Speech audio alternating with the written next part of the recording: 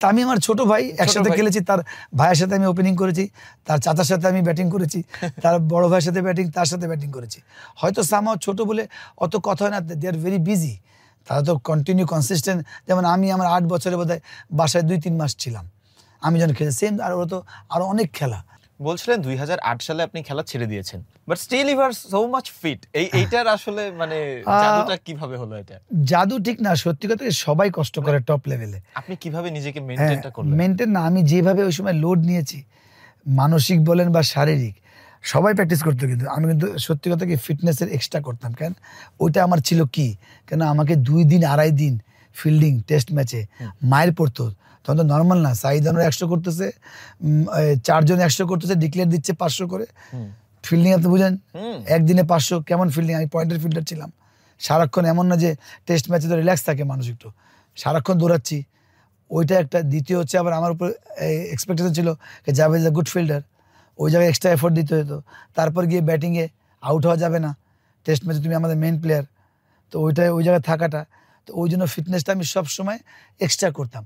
ওইটাই এখন মানে ভাঙায় আমি খাই, বাট তার সাথে একটু জয়েন করি, যেহেতু আমি খুব এনজয় করি ফিটনেসটা। মানে এনজয় বলতে বোঝায় ব্যাডমিন্টন খেলা বা সাঁতার কাটা বা টেবিল টেনিস খেলা বা ফুটবল খেলা, তো ওইটা একটা হেল্প হয়।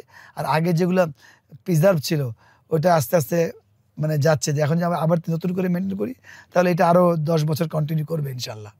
আমরা আশা করি আপনি আরো বেশি বছর পারবেন এটাকে মেইনটেইন করতে। অনেকে রাগ করবেন বা মন খারাপ করবেন, এই দেশকে আমি কানাডার ইমিগ্রেন্ট, শুধু এই দেশকে ভালোবাসি বলে আমি এই দেশে থাকি, এনজয় করি। আমি বললাম বাংলাদেশের প্রেক্ষাপটে আই এম সো লাকি।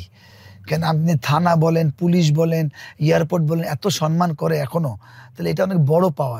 আমি তো গিয়ে বলতে পারবো না আমি এই বড় লোকের ছেলে, আমাকে ছেড়ে দেন।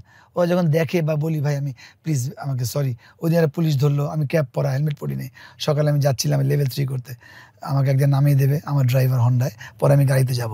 তখন ওই জায়গাটা আমি বললাম কি আমি জাভেদ ভাই আমার খুব তাড়া। ওকে। আমি প্রিমিয়ার লিগের সেটা আমি আবানিতে খেলেছি, চ্যাম্পিয়ন, 3টাই চ্যাম্পিয়ন, আমি হাইস্ট স্কোরার। মাওয়াডানে খেলেছি, চ্যাম্পিয়ন। ব্রাদার্স ইউনিয়ন ক্যাপ্টেন ছিলাম, কলাবাগানের ক্যাপ্টেন ছিলাম। যে খালি আমি 2-1টা টিমে খেলি নেই। প্রিমিয়ার লিগে আমি যদি 24-25 বছর আমার কেরিয়ার, সব টিমে আমি একটা টিমের কোচ হতে পারিনি। আর আমি জাভেদ উমর, আমি বলছি আমি অনেক বড় প্লেয়ার ছিলাম বা, কিন্তু এত ওয়াস্টলি এক্সপিরিয়েন্স ভাই, ওকে আমরা কোচ বানাই, যেখানে আমি বলেছিলাম যে টাকা 19-20 হলে আমি করবো, তো ওইখানেও বলে মানি ম্যাটার্স, কিন্তু 19-20 আমি করবো এটা বললাম। কিন্তু ওইটা আমি বাংলাদেশে পরের কথা থাক, আমি লোকাল ক্রিকেট আমি কোচিং করাতে পারিনি। আমি গিয়ে বাইরে কাজ করেছি, আমি সিলেটে গিয়ে রাগিব রাভা স্পোর্টস একাডেমিতে হেড করছিলাম, স্ট্রাকচার আমি তৈরি করেছি। আমি এখানে এসইবি ইউনিভার্সিটিতে কাজ করলাম অ্যাজ এ স্পোর্টস ডাইরেক্টর হিসাবে। আমি এখন ইউনিভার্সিটিতে কাজ করছি, প্রেসিডেন্সি ইউনিভার্সিটিতে স্পোর্টস ডাইরেক্টর হিসাবে।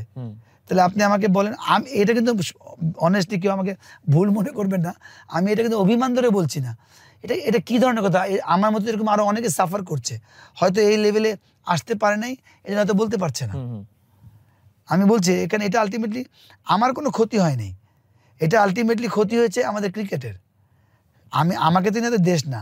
যেমন আমি যখন খেলা ছেড়ে দিলাম, আমাকে যদি ওই সময় সিলেক্টর আর 2 বছর খেলাতো, তাহলে আমারও তো কোনো কিছু হতো না, দেশের লাভ হতো। কারণ ওই সময় Junaid Siddiqui, Nazimuddin, they are not ready for test match. কিন্তু ওই যে বিদেশি কোচ চেয়েছে, সিলেক্টররা কিছুই বলেনি, কেন না ভাই আমাদের লটে আর প্লেয়ার নাই।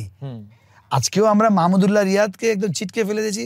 মাহমুদুল্লাহ রিয়াদ অপরচুনিটি পেয়েছে খেলার, প্রুফ করে ওয়ার্ল্ড কাপ খেলে আসলো, ওয়ার্ল্ড কাপে টপ পারফরমেন্স করে আসলো।